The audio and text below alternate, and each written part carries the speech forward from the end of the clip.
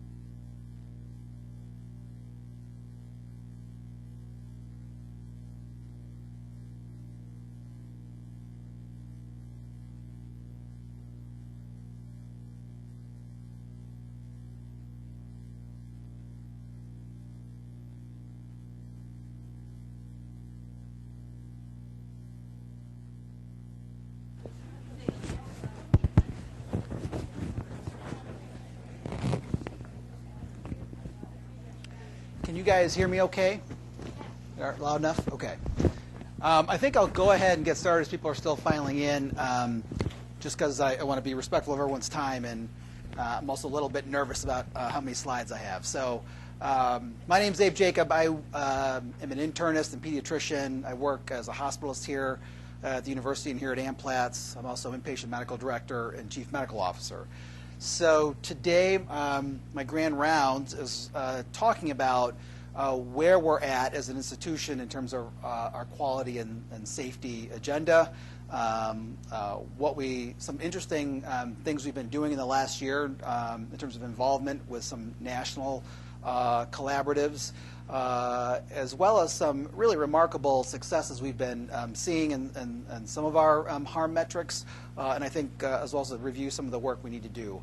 For those of you who were here last week and saw Mike Pitt's presentation, I will not be doing magic. I will not be teaching magic, but in some weird way, our talks are connected, and that is, Mike really, I think, spoke to what drives a lot of us to go into medicine, and that is the relationships we have with our patients. And I think Mike talked about a tool to basically nurture that relationship. This talk today speaks to another reason why we go into medicine, and that is one of the oaths we take in terms of the Hippocratic Oath, primum non nocere, or first do no harm. And so today when we talk about the harm we do to our patients, and I want you to think about, or imagine, if you will, that you're about to get on an airplane for Los Angeles. You check in a bag, and as you sit in your seat and get buckled in, you would have expectations that the plane would get you there safely, hopefully on time, and that they're not going to lose your baggage. As we kind of look at the data today, I think most of our patients and families would expect that when they get admitted to the hospital, that we don't harm them while they're here. We do it reasonably efficiently, and we do it in kind of a nice way. So I'm going to be talking about the harm we do every day to patients, and I'll talk specifically about some of our metrics specifically here at Amplatz. I want to also say that the data I'll be sharing, I take no credit for. The data I'll be sharing is really to highlight some of the very hard work that many of the nurses and physicians on our front lines do every single day here. It is the hard work of our clinical nurse specialists who work on our units. It is the hard work of our performance improvement team, some of whom I see here. So really all credit goes to them. It is part of my role to be their cheerleader and to kind of hopefully continue to support the work that they continue to do. All right. So I have nothing to disclose. The main objectives today, we're going to review kind of just a general background of patient harm, talk about what we think of as preventable harm, which has really evolved in the last 15 or 20 years, versus inevitable harm, talk about our participation in the Children's Hospital Solutions for Patient Safety Network, which I'll kind of go into some detail about, review our baseline data around some of these harm metrics, review what are characteristics of what we consider high reliability organizations, and there are really kind of 5 main characteristics that we're ascribing to or looking at how we can operationalize here. Talk about an initiative that we rolled out here last May called the Amplatz Daily Safety Call, which is now spread to our adult side, and then again talk about some next steps where I think there's some opportunities for us. Again, the whole notion of patient of harm or patient safety came into sharp focus back in 1999 when the Institute of Medicine came out with their report To Err is Human, and it really kind of caused quite a bit of alarm when they reported that there were between 44 and 98,000 deaths that hospitals were causing each year that were preventable. There was a lot of debate about that number. Some people thought it was an overestimate. A lot of people since, like more recently, think it's actually an underestimate, as we've kind of come to realize what we consider preventable harm. And so there's been lots of work done since that period to kind of shift the spotlight around harm and what interventions we can do to improve the safety of our patients. So as I think about patient harm, if you think of this as kind of a triangle or basically an iceberg, really the tip of the iceberg is what we call reportable events. I'll be talking about what the Minnesota reportable event cycle looks like, what our kind of data looks like in that. We think about hospital-acquired conditions, HACs, hospital-acquired conditions, again, are an evolving definition of what we think is a preventable harm when patients are in the hospital. In the adult side, CMS is actually withholding payment if you have certain hospital-acquired conditions that are acquired for the Medicare population.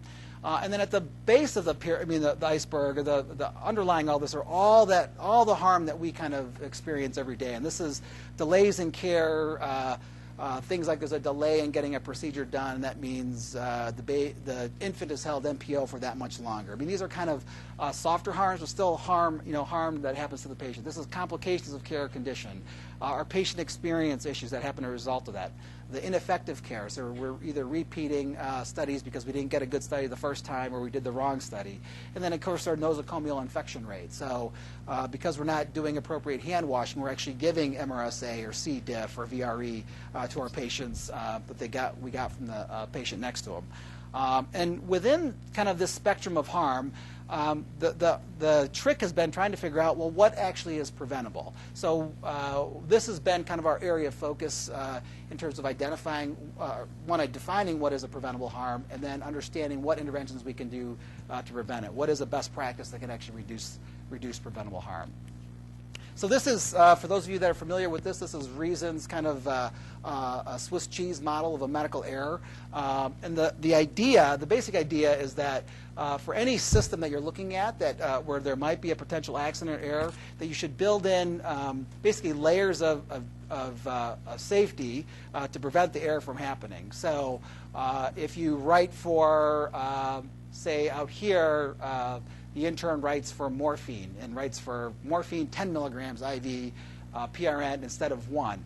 Well, the first layer might be that the pharmacist the first layer might be that it's not handwritten, that you actually have an electronic medical record that may either pick that up and say, are you sure you want to order that much, or it's handwritten so you're not dealing with decimal points. The next layer might be the pharmacist who sees that 10 milligrams and says, are you sure you want to write that? And they call the intern, they say, do you want 10 milligrams or 1 milligram? The next layer, if it passes, the pharmacist seems to verify it and send it out. The next layer might be the nurse who's actually drawing it up and wonders, boy, do they really want to give 10 milligrams or not? And of course, the last layer may be a smart pump that realizes that this is way too much for this patient and doesn't give it. But whenever we have medical errors, when you do kind of the root cause, you realize that there are multiple defects in our layers of safety that have been violated that allow the medical error to happen. And again, our emphasis has been, what can we do out here? What layers can we build? Or even understand what are those soft signals that can prevent this thing from even getting even this far. So here we'd actually call kind of almost a near miss.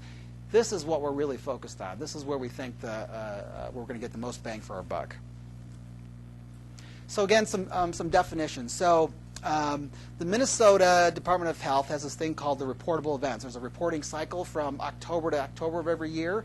And probably a couple of weeks ago in the Star Tribune or Pioneer Press, you saw kind of in the front, probably the front page, where they report what the hospitals are reporting. So back in 2002, the NQF, the National Quality Foundation, came out with a list of what they considered, at that time was 27, never events, or events that should really never happen that are, for the most part, considered preventable. And the why NQF did this is they were hoping that states would begin to look at this data and begin kind of to build a database that they could start talking about to reduce these harms. And indeed, that's what happened. Minnesota, we can all be proud, was the first state to actually mandate it by law that every hospital in the state of Minnesota report these events. That was in 2003, Diane, do you remember? 2003 or 4, I think it's about 10 years they've been doing this. Since then, about 20 other states have kind of begun mandating this. And again, I'll show our data, but what we've seen is that indeed what they were hoping for has happened. So hospitals are actually getting together talking about, why is it that you see such a low rate of pressure ulcers and we have problems with this? What are you guys doing that's different? Or why do you guys have such a low fall rate and why is ours so high? So hospitals are talking to each other more about that. And I'll show you some of the data about what we're seeing in terms of the incidence of these things. The Joint Commission Sentinel event. So this is part of our accreditation in the Joint Commission. They want us to report any occurrence involving death or serious physiological or psychological injury or risk thereof. Now, this is kind of a voluntary reporting thing, but when they come and do their accreditation, if they realize that we're not reporting stuff, that significantly threatens our accreditation, so most people are generally pretty good about this. Again, this is kind of tip of the iceberg stuff, right? I mean, this is the major stuff, the major badness that happens in a hospital that we'll kind of talk about. And then we talked about the hospital-acquired conditions, the HACs. Some of the HACs which we'll review are reportable. Many are not. And we're starting to, again, understand which of these are preventable. We'll talk more about that. And then there's just this whole notion of preventable harm. So there are various definitions of what you do a Google definition of preventable harm. You'll see lots of different definitions. But this is kind of a, what's considered probably the most common definition. So the presence of an identifiable, modifiable cause of harm, or what people are calling a serious safety event, an SSE. In any healthcare setting, a deviation from a generally accepted practice or process that reaches the patient and causes severe harm or death. So the definition of preventable has evolved quite a bit over the last 20 years. 20 years ago, a lot of people would have wondered whether a central line associated bloodstream infection is actually preventable. It's just kind of a complication of having a central line stuck in your neck or in your groin, whether it's just you're going to get you have a certain rate of infection. The same is true, I think, for pressure ulcers, even certain adverse drug events, falls. You go down the list, and what's really evolved over the last 20 years has been that yes, it is. Many of these are preventable, and there are actually some identified best practices. And again, a lot of this is evolving. That's what we're seeing now with our OB adverse events data. Is over the last 5 years, there's been some identification of what should be best practice and how you can get to lower numbers of birth injury, and we'll talk a little bit more about that. So here's the the last couple of years of the Minnesota adverse event reporting cycle. You can see that these are events per 100,000 patient days, that the 2013 cycle showed actually a significantly decrease from the couple of years before. So we take that for what it's worth. And here, if you look at the 2013 kind of total data, you look at what their biggest bangs for their buck are. So hospitals are reporting in terms of incidents, highest numbers are in pressure ulcers, falls, retained objects, wrong site surgery, wrong procedure. I mean, it seems almost unfathomable that we are having some of these problems in this day and age, but it is. Every year we run into this issue. We run into this issue here at our own institution. And so this gives you a sense of where kind of we should be putting a lot of our focus. And indeed, if you look at, so this is the AMPLATS data, so not UMMC, but just AMPLATS. And when we say AMPLATS, we also include our OB or mothers and babies side. So again, 2007 to kind of current, this current reporting cycle. Again, the reporting cycle goes from October to October. So we're already, 4 or 5 months into our current reporting year. But you can see that over time we've seen, a little bit of a reduction, and your eye quickly gets drawn to kind of where our biggest events are. So indeed, pressure ulcers have been kind of, in terms of absolute number, a big contributor to our adverse events here at AMPLATS. But you've seen here we had one that was reportable. So reportable means stage 3 and above. And this is through the, again, significant efforts of a lot of people here at the institution around how we can continuously look at risk for pressure ulcer. And this is a remarkable number, and I'll go into this a little bit more with other data. You look at these other things that we had issues with, wrong site procedure. There's kind of a root cause analysis done for every one of these. And a lot of these are not exactly black and white. Or you realize that there were things you didn't realize were a risk for us that are.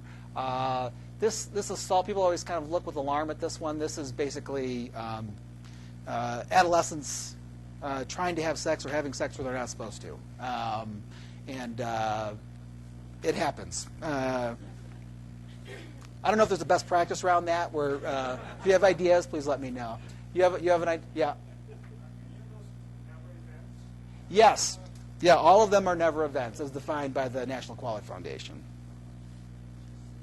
So this is UMMC, so this is combined University of Minnesota Medical Center and AMPLATS total. And you can see of the what we had 6 of the, we make up 6 of the total of the 26 total. And again, you look at the remarkable reduction in pressure ulcers that the overall institution has gone through. So we benefit from our adult colleagues focusing on this also and those best practices. Again, we have issues with wrong side procedures. We have falls with harm in the adult side, not as much on our side. Retained objects. Lots of focus on kind of these areas, and particularly with our working with our peri-op folks. So when, as part of the Minnesota reporting cycle, they mandate that every one of these events goes through a root cause analysis and then a categorization of kind of a root cause. And when you look at the root causes of all these adverse events, the majority of them are either caused by communication issues, policies and procedures, or training and education. Communication is probably the vast majority of them. And when you look at other data, it would suggest that handoffs are a big cause of part of this. That's why there's such a big focus around handoffs from nurse to nurse or shift to shift, from unit to unit, from resident to resident, from doc to doc. I mean, the handoff issue is a big, complicated issue that I think we're slowly getting better at, or at least trying to standardize. But it's certainly that is, I think, part of the literature that is evolving. So again, as we think about patient harm in general, that's kind of the story with reportable events. With the hospital-acquired conditions, I'd like to focus on that next. This is basically the main kind of area of focus that we're at least focused on. So this is adverse drug events, catheter-associated UTIs, catheter-associated bloodstream infections or CLABSIs, surgical site infections, pressure ulcers, falls with harm, and OB adverse events, and then readmissions. There's another one in there that I didn't throw in there around venous thromboembolism. It's something that we are just beginning to measure and understand how much of a problem it is here. And I think there's, again, evolving evidence about whether there is a best practice to reduce that complication. So as part of our work around the HACs, a year ago we joined this network, the Children's Hospital Solutions for Patient Safety. It was called the Ohio Children's Hospital Solutions for Patient Safety. Now it's called Children's Hospital Solutions for Patient Safety, and I'll explain kind of why in a second. But this is basically the largest children's hospital network focused on hospital-acquired condition reduction. Whole mission is to basically reduce or eliminate serious harm. They started really as a network of hospitals in Ohio back in 2009. So all 8 children's hospitals in Ohio, and there's some, big players in Ohio in terms of children's hospitals. Between Rainbow and the Cleveland Clinic, Cincinnati, Nationwide in Columbus, Dayton, Toledo, Akron. They all got together and they said, and they got together with their business community and said, we think we can reduce some harm to kind of reduce costs, improve quality in our children's hospital population. And so as they started to do this work, they started seeing some significant results. So they saw a 60% reduction in surgical site infections, and they looked at specifically cardiac neurosurgery and orthopedic procedures. They saw a 40% reduction in ADEs, adverse drug events, significant cost savings, and I think this is estimated lives. It seems like a big number, but that's what they report. And then in 2012, this expanded to 33 children's hospitals nationally, and then last year, 45 additional. So now there's a total of 78. Here in Minnesota, Children's of Minnesota, Gillette, Mayo, and Amplatz are part of this network. And again, their goal by the end of this year, 2014, is a 40% overall reduction of serious harm with those identified HACs. So pretty ambitious goal. They want to see a 20% reduction in readmissions, which is something they've really struggled with, and a 25% reduction in serious safety events. I don't know what I'm doing here, but so the reason, so that people, the reason they have a lot of funding from basically CMS. This is the only pediatric, what they call health engagement network. focused on harm reduction. So all the other health engagement network, or HENs, are adult focused. This is the first one that's pediatric focused. And because, so they got several $1 million to kind of start this work, and because of their significant results and reduction in harm, they just got re-upped for another couple of years. So it's pretty major work. These are kind of their core principles. They say, you know, we're not going to compete on safety. We're going to share all our data with each other and talk about what is practice. It's kind of all teach, all learn model. They're focused on kind of outcomes. It's kind of this continuous PDSA cycles, trying to identify what is a best practice. So what they're looking at is across children's hospitals, they get monthly reports of data. When they start to see pockets of excellence, they start to ask more questions about, you know, what are you guys doing that's different than what they're doing in these other hospitals. So they're slowly starting to identify what they think are best practices around each one of these hacks. Some of them are more becoming more set or recognized as a best practice, like particularly around collapses. Some of them are still evolving, like around the OB adverse event stuff, and certainly around the venous thromboembolism. And they're really looking to combine kind of these high reliable key processes, or what are our best practice, with kind of high reliability concepts. And again, these are in terms of the network, these are the hacks that they're focused on. So for each one of these, they don't necessarily prescribe a kind of a bundle. They just say, here's a suggestion. And the way they do, they basically have weekly webinars set up around for hospitals to kind of all call in, get ideas from each other. They have in-person meetings to talk about this work. There's a big one kind of yearly, but they are generally landing on kind of what they are suggesting are best practices to consider to kind of reduce each one of these hacks. And they're seeing results. So again, here are all the children's hospitals that are participating. Basically, it's every major children's hospital in the country.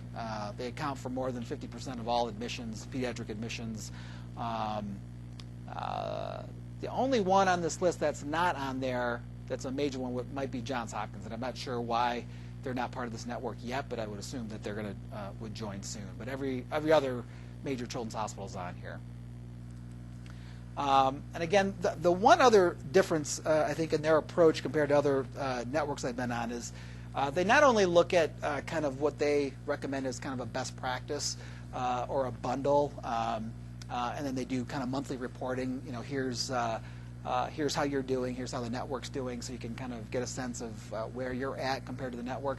The other thing they're really focused on is this whole notion of a culture of safety. They really strongly believe that we're not going to get transformational change in terms of safety unless we start working on this cultural safety. So they have actually hired a consultant that has been doing a lot of safety, kind of culture of safety work to work with all the children's hospitals. We will probably be entering into this work during the third or fourth quarter of this year, which will require a significant amount of kind of leadership development, frontline staff training. There'll be more about this kind of coming forward.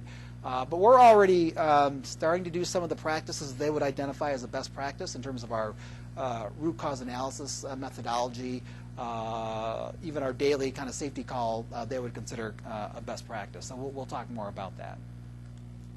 So again, this is kind of how the network identifies the different phases of where the network is at. So this is kind of the discovery phase where they're just starting to understand what is a hospital-acquired condition, and using kind of early methodology to understand what a hack is and define it.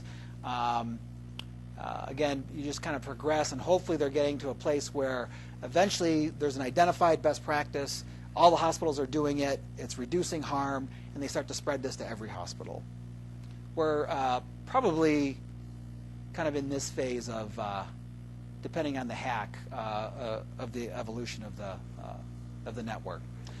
So these are the results through September. So they have seen significant reductions in the average weight of 5 of the hacks, namely their catheter-associated UTIs, central line-associated bloodstream infections, fall with harms, their OB adverse events, and surgical site infections. And they're starting to see reductions in 2 of the other hacks. So pretty remarkable results in the short period that this network has been together, if you think about it. So again, if you look at a Pareto diagram of where they're seeing the most harm in the network, it would be around CLABSIs, VTEs, pressure ulcers, and surgical site infections. So again, where the value of this network for us as an institution is, this kind of surprised us. I mean, we were surprised that there were this many VTEs. So I think it's given us pause to think about, how many VTEs we have in our institution and whether we need to start looking at this more intensely. So again, if you look at kind of the big four, SSIs, pressure ulcers, VTEs, and CLABSI, so this is AMPLATZ's rate. So again, if you look at our rates since 2011, CLABSIs, SSIs, CAUTIs, adverse drug events are our biggest four. We have had no falls with harm. These two we're not entering data in. OB will be entering in data this month or next month. VTE, again, we're maybe going to enter in data sometime this year. We still have to understand our data, understand if it's real or not. So, but again, this is kind of what the AMPLATZ profile looks like in terms of where we'd see the most bang for our buck.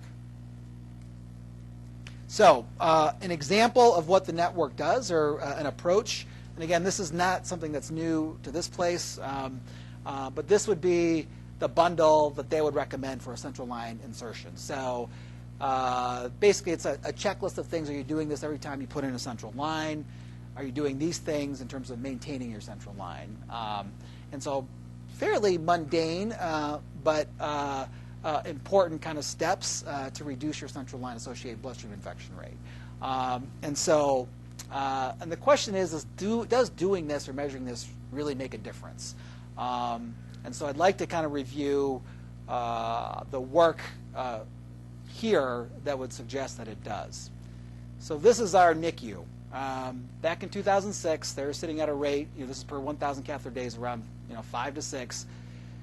As of about 2 weeks ago, they just went 2 years without a central catheter-associated bloodstream infection. I mean, I think we just need to pause and think about that. 2 years without a central a line-associated bloodstream infection.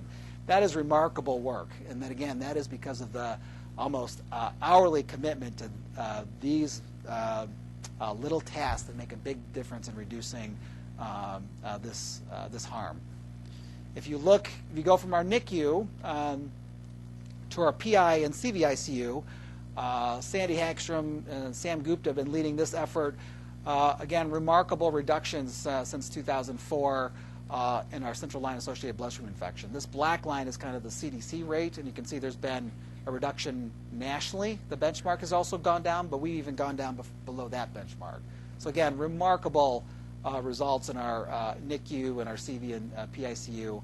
And it's not without its challenges. Certainly there's, you get to a place where you get to a zero for a few months. We get complacent, and then we see a little blip of infections, and we kind of go after it again. Yes?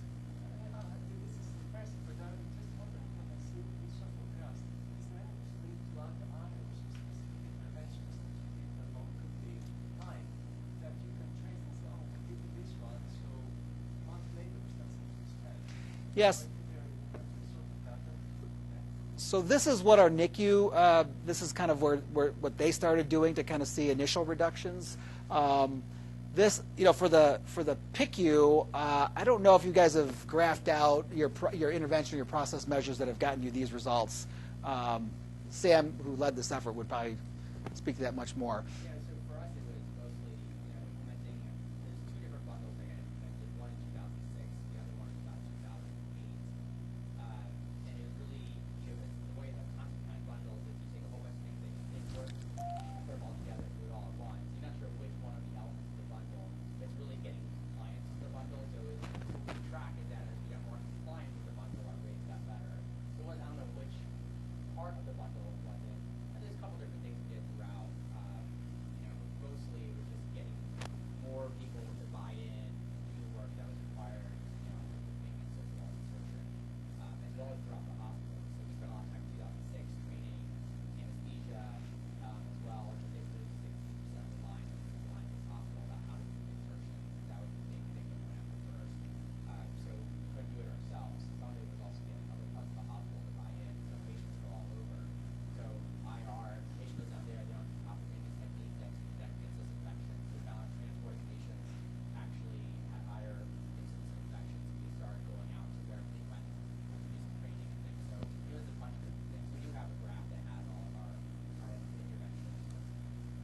I think the key for us now is how, once we've achieved success and know that these things work, how do you sustain that success or actually get to zero? So, what we've seen, if you look at the last year even, you see little blips of central line infections. Say on Unit 6 last March, there was a kind of little wave of infections. Last June, I think the CV had a little wave, and more recently on Unit 4, we saw a little wave. So you can see that with each unit, there's kind of a refocus on kind of what are these best practice bundles to kind of get after it. So I think what we're seeing is kind of basically fading away from kind of best practice. Yes? What's the denominator on that number? And out of how many were, what percent, how many So this is per 1,000 line days. Yeah. So here is the work that's been done around, again, VAP or ventilator-associated pneumonia. And again, this is through the hard work of Sam and Sandy, applying essentially what is a best practice bundle. There was a lot of challenges about identifying what was a best practice. But again, 2013, 0 VAPs in our CV and PICU. I mean, pretty remarkable success, and as you'll see, as compared to the network, it compares pretty well. When you're at 0, you're always going to look good. To remind you again what pressure ulcer staging looks like, we think the serious pressure ulcers are kind of stage 3 and above. These are unstageable. And we look at our pressure ulcer work. Again, this is from our ICUs where the vast majority of our pressure ulcers happen in terms of just numbers. 2012 to 2013, not only have we seen an overall reduction in the number of pressure ulcers, but we've seen a reduction in the severity of the pressure ulcers. So we're getting at them at earlier stages. And again, when you talk to why, what was it, it's kind of that providers being willing to turn critically ill patients more often. It's nurses kind of doing that full skin assessment as often as we would like. It's having woundostomy nurses that are kind of all over this, looking at any areas of redness and getting after it early. A lot of different reasons. The one thing that has become a newer thing for us is more device-related pressure ulcers. So I know in the NICU, just the nasal cannula or the pressure on the nares has been a problem in all NICUs nationally, not just here. And some of we had epidermolysis bullosa population. That if you just look at them funny, they get a pressure ulcer. So these are difficult patient populations that we work with that you can't compare to other children's hospitals necessarily because our populations are just so different. Here's our catheter-associated UTI. You can't see that blue line, but there's a line right here.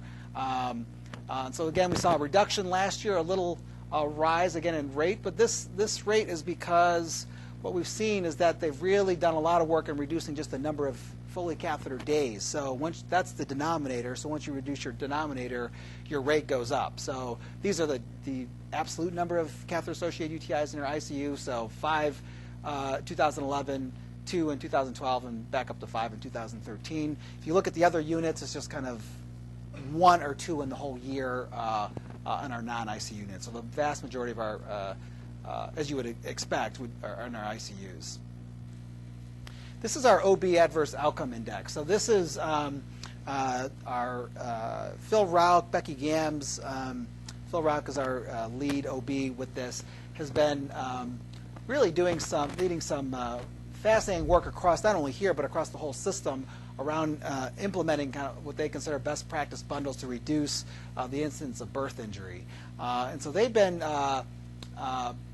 first trying to get everyone to agree to the best practice bundle has been a large part of their work. And indeed, what they're seeing is finally some reductions in that birth injury rate. And so we've been doing this for several years. Unfortunately, our definition of what we consider an OB adverse outcome is different than what the Children's Hospital Network definition is. So, but I think this month or next month, we'll be submitting our data based on their definition. I think we'll compare favorably. Of the 78 children's hospitals that are in the network, there's only 15 or 20 of them that are delivery hospitals also. So it's a smaller group of children's hospitals that also do a significant amount of deliveries that are involved in this work.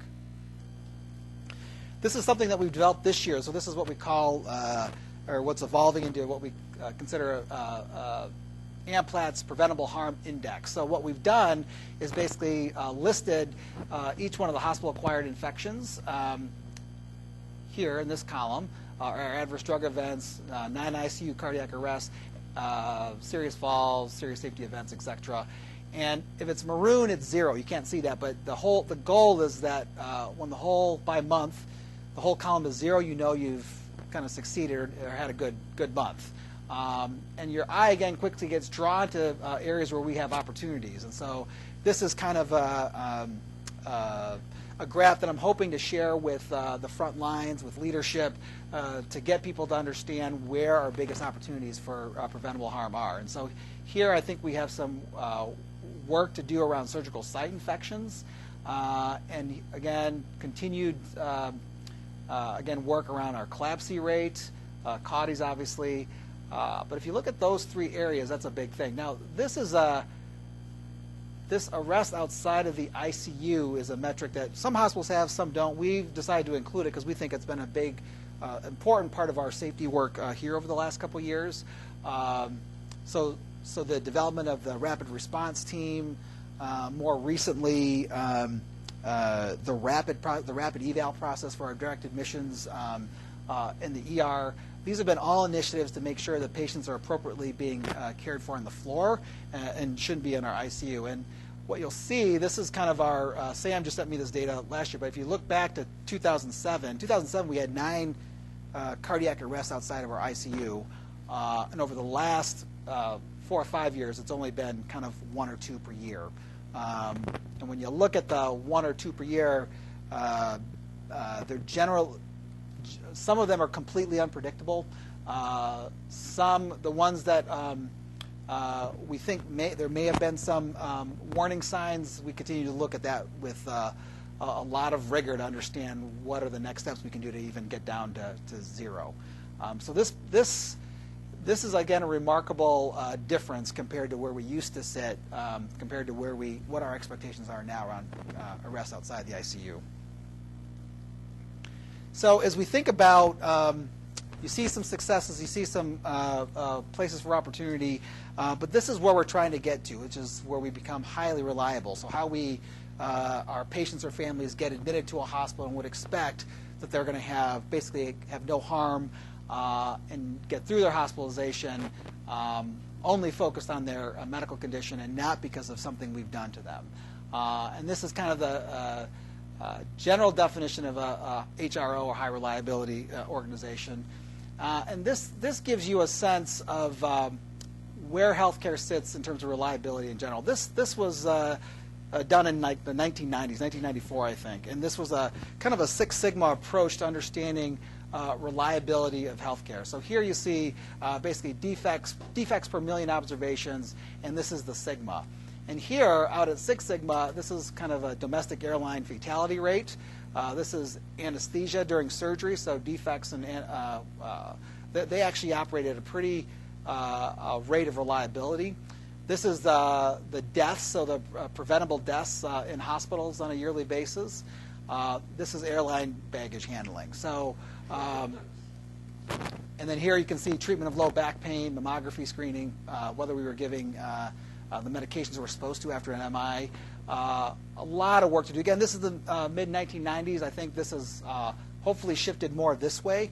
I haven't seen a graph like this since then, but this always struck me as that we should be doing better than this. So as we think about the characteristics of other high reliability organizations, so you think about nuclear power, military operations, wildfire fighting units, their margin for error is basically 0, very similar to what it's like in a hospital setting. And so what can we learn from those industries, or what can the literature tell us about those industries that we can apply in healthcare? And again, there's lots of data in the technical and social sciences that can, I think, inform us.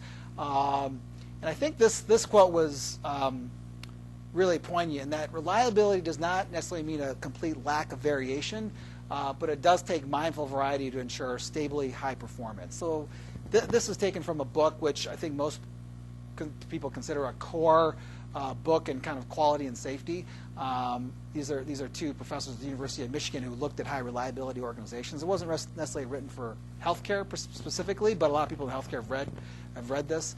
And that is that we know that the unexpected happens every day around here. So it's not that we're pretending to think that every patient is the same or every approach to every patient should be the same, but that when you come across an unexpected event, how do you manage that? So as we think about the core principles of high reliability, these are it. So high reliability organizations tend to be really preoccupied with failure. And it's not that they're, Debbie Downers, just a wet blanket, but they are extremely focused on those defects that are happening, those soft signals that are happening to try and prevent the big error. So that's that idea with the Swiss cheese model that you're trying to look at all those things, the precursors that could lead to a big error. They consider any kind of defect as kind of a lapse or a symptom of a system defect. The second point is they refuse to simplify, so they refuse to look at things just kind of black and white. When you sit in a root cause analysis and you look at how a medical error happened, you come to quickly realize that there are many grays in kind of what we do, and how you could understand how someone might think this or do this given the circumstances that they were in. And so I think we have to be able to understand and get lots of different perspectives when things happen to truly get at, okay, how can we fix the system to prevent this from happening again? There's a sensitivity to operations, so they're listening to their front lines constantly, all the time, to understand what are the workflow barriers, the systems barriers to doing the right thing, essentially. And again, there's this kind of commitment to resilience. So they don't get waylaid or bogged down because they make errors. It's not that the HROs are error-free. It's just that they don't become disabled by it. They see the error as an opportunity to get better. I remember when Lexus first became a car company and they came out with their first models back in, this must have been the 90s, I guess. I remember reading an article that their first line of vehicles they had to recall, like all of them, because there was some defect in something, I can't remember. But that the engineers were actually heartened by this. They said that's a sign of a good company that they realize that there's a defect and we're willing to pay the price to bring them all back and fix it. And sure enough, what was considered kind of this is kind of a bad harbinger for their company. I think their reliability and safety would suggest otherwise. That they're extremely focused on any defects, and this is where we need to get to also. And then this last thing, deference to expertise. So they really tend to flatten hierarchies. If there is a nurse on the floor that says, I think this is what's wrong, the hierarchy listens to that and gets, again, lots of different perspectives no matter where you are on the line, and you listen and test that. So the trick is how do you operationalize these principles? This is kind of a lot easier to say than to actually do. And so I'd like to talk about one initiative that we've implemented last year called our Daily Safety Call. Does anyone know what this is? Does this look familiar to anyone? Anyone worked on a naval boat? Or this is what they call the FOD walkdown, or the Foreign Object Damage walkdown. So every day before flight operations start on a aircraft carrier, every person on the boat basically stands shoulder to shoulder, and they walk across the whole deck, and they look down looking for any little bolt or screw or wire or piece of garbage that could essentially fly into an engine of a plane and destroy it or kill someone. And they do this every day. And I was interviewing a candidate for our Center for Safe and Healthy Children. I saw that she had a background in the Navy.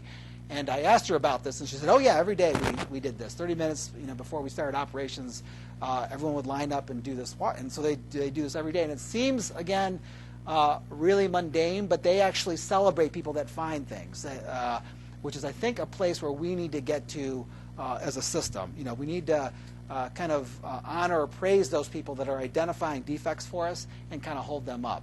So I want to talk a little bit about our daily safety calls. So this is something we started last May based on the experience of some other organizations, both in healthcare, outside of healthcare as well. And this happens every day, well, Monday through Friday around here at 8:35 on the iPhone. So as soon as it turns 8:35, it starts. And we have 29 leads basically reporting in on a conference call or in person in a conference room. And what they're doing is basically a template of reviewing safety events that have happened in the last 24 hours, predicting events that they are worried about in the next 24 hours, and any follow-ups that they've talked about in kind of past calls. This is facilitated by either Sam Gupta, Deb Cathcart, myself, Phil Rao, Kathy Toronto, Sarah Jane Schwarzenberg have been the main people that have been the facilitators. Sam, Deb, Cathcart, and myself were the first three that kind of did this for the first couple months until we figured this out. And you can see that the average rate of attendance is 99% of these 29 people. So a high commitment to people being a part of this. And again, the average duration is about 16 minutes. So this doesn't take very long. And what and these are all the units that are reporting in, so you can see quite a spread of services that we do here, everywhere from environmental services who report on their turnaround times of bed turnarounds, the transport office, security, all our nurse managers are their designees from the units, including behavioral, birthplace, peri-op.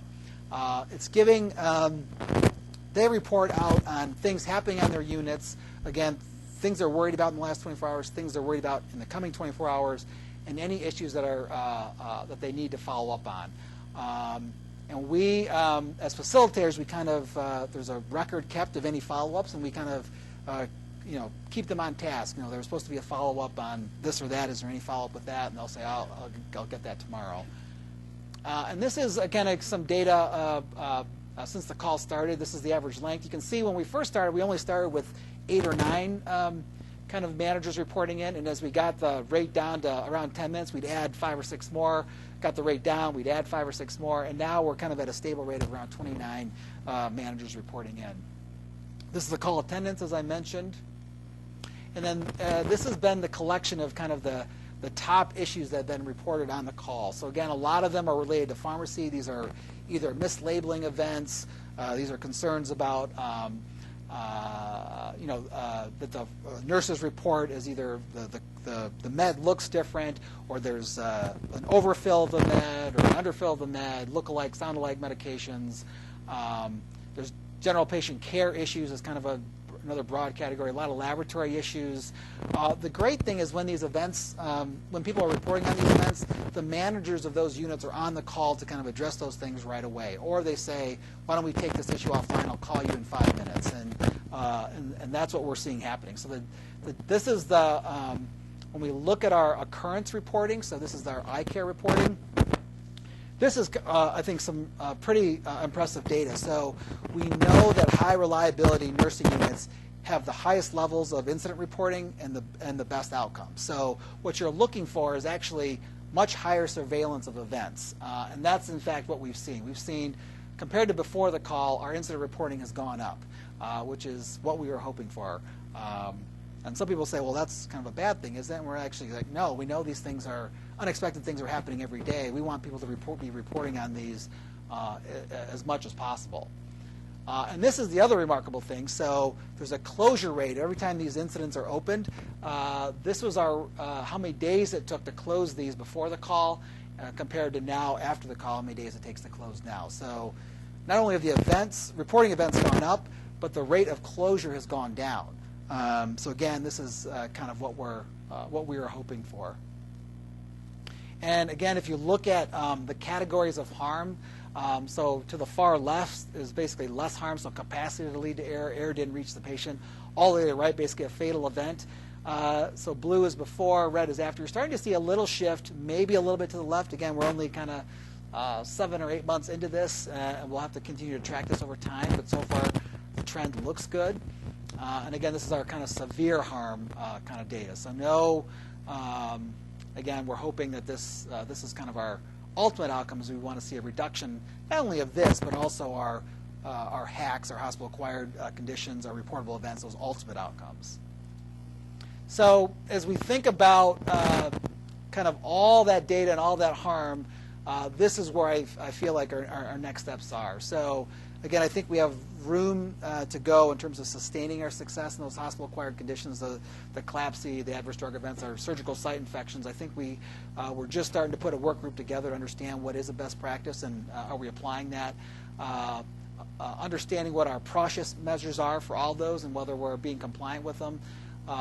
Increasing our surveillance of these soft signals, so things like the safety call. We're actually going to move some discussion of a patient safety discussion to our every 8-hour bed meeting. Probably will hopefully involve our residents and a designated kind of safety officer in that discussion. Continue our kind of rigorous root cause analysis process. So again, look at opportunities for us to get better. And then this work, which is really the significant stuff, which is working on our kind of our culture of safety. So to make sure that when people report stuff that we consider that a good thing and not necessarily a sign of weakness or failure. So again, we continue to focus on all these events and what are those things that are preventable. And I wanted to kind of share, this is data from the Children's Hospital Network. So what you see for each one of these hacks, so adverse drug events, catheter-associated UTI, central line-associated bloodstream infections, falls, etc. The right column is what our outcome is. The red dot is us. The yellow line is the network median. The blue line is the top decile. So you can see that we're doing pretty well with our CLABSIs, approaching kind of top decile. With our falls with harm, we're at top decile. Pressure ulcers, we're almost at top decile. And certainly with our VAP, we are in the top decile. Where we have opportunities, certainly our ADEs, surgical site infections, and the network is measuring surgical site infections for 3 particular surgeries, and that is cardiothoracic surgeries, spinal fusions, and VP shunts. And so that's kind of, we're doing a lot of our work in terms of adopting a bundle, but it'll apply basically to all surgeries. And then again, we aren't reporting data in for this, but we probably will be. But the thing I want you to focus on is kind of, again, these process metrics. So right now, we're not entering any data for process metrics, but we will be. So what are those things that we're documenting in terms of our nursing flow sheets that we're doing that assessment for pressure ulcers? We'll probably be entering in that data. Same with our ventilator-associated pneumonia. There's a report that we get from Epic every week that looks at our kind of compliance with process around VAP. So this will hopefully begin to connect where we're high in process, we see a reduction in outcomes. So that is kind of, I think, our real work is to get to a place where we're measuring these processes all the time, hopefully with the help of Epic and electronic means rather than kind of hand audits, which is really takes a lot of time. And we will continue to kind of share this data and kind of see where we're at across the network. It's hard to look at, you can't necessarily look at this and say this is how we bench. It's not really a true benchmark. So if you look at readmissions, like I said, the vast majority of the children's hospitals in the network are not delivery hospitals. So here we consider a readmission if there's a baby born here that gets readmitted for hyperbiliary, that gets counted as a readmission here, where it doesn't get counted, say, at Children's of Minnesota or certainly Gillette, but most of the children's hospitals. So our readmission rate is just going to be higher just because by virtue of the fact that we're a delivery hospital. The same is, true for, again, you could look at any one of these and ascribe some reason for why our rate's higher for our adverse drug events. If you look at the vast majority of our ADEs, a lot of them fell into the because of issues of hypoglycemia because of our pancreatectomy islet cell transplant population. They have to be in a very narrow range of glycemic control after they get their islet cell transplant. So they have to be on basically an insulin drip, which puts them at high risk for getting hypoglycemic. So if we didn't do the pancreatectomy islet cell transplant, this would be a really low rate. Of course, that's not why we work here. We do those kinds of things, and we want to continue to do that. So we continue to focus on that particular patient population, specifically to look at how we can reduce their risk for hypoglycemia. But it's not like you can get on the network, weekly webinar and ask, is anyone doing the numbers of pancreatectomies that we're doing? The answer is no. I mean, this has got to be one of the larger volume centers in the country. So The same is true, for the various populations that we have that are just unique to here, that you have to kind of take in the context of all this. And I think that's it. Thank you. Any questions about this stuff? Yes? Can you talk about the bundles and how they're operationalized? Is there an actual checklist for some of them? And how do you teach that, maintain attention to it? Yeah, so it depends on the actual HAC or hospital-acquired condition. In some cases, there is an actual checklist for the so for the collapses. I don't think there was when you guys do an insertion, Sam. Is there an actual checklist that the provider checks off, or? 3 years. Okay. There's actually a hard copy checklist form we had on the insertion line card. You got filled out by the nurse supervisor and procedures. You didn't fill it out. You got supervised filled it. Someone else filled it out for you. That gave us our rate, and then we got that rate for it out for a whole one of those plans we were looking for. So oftentimes the rates are 50% monthly come there, or 0%. And what about for your VAP? I mean, that's been the more recent kind of bundle you've developed. Same thing. Except with that one, we did two preventative surveys. So we did start with weekly, every 2 weeks, and month surveys versus that 1 day big one. And then that was just asking, what the bundle components were. And then we also offered epic EMR. Yep. Some things like head of bed, and other aspects are charted. If it wasn't charted, and it wasn't, it didn't happen. Right. Essentially, we don't know if it did happen. Charted, but then we report out. We had to report that out as well. And when you talk to our kind of clinical nurse specialists about just that, I mean, many of them see the use of a checklist or a bundle as actually an educational tool. So in many cases, it's just teaching them what best practice is considered. The fact that you have to kind of monitor whether you're doing it. It's like, oh, I didn't realize, especially for our newer nurses, we've had so much new nurses around here, utilizing those kind of checklists or those bundles has been really helpful as an educational tool. The hard thing is that it is the burden of just the kind of the surveying or the auditing. And so the work we've been focused on recently is how we can make sure that if we're documenting this stuff in Epic, that we're documenting it in the same place, so we can start to build reports, so we can start to audit ourselves more electronically rather than kind of the handout or observation audit, which is just really time intensive. Any other questions?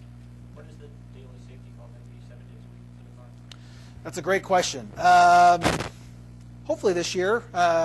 We kind of prioritize trying to move the safety conversation to the every 8-hour bed meeting because we think that that'll get us the more real-time safety discussions. The 7-day-a-week issue is just trying to understand who all those units would designate, when they're not here, who would be able to get those reports for the incident reports or the things they need to report on. But yeah, we should be able to make it happen this year. That's kind of our goal. But we're right now, I think, talking about the every 8-hour bed meeting discussion to try and, again, get to more real-time addressing of concerns of patient safety on the units.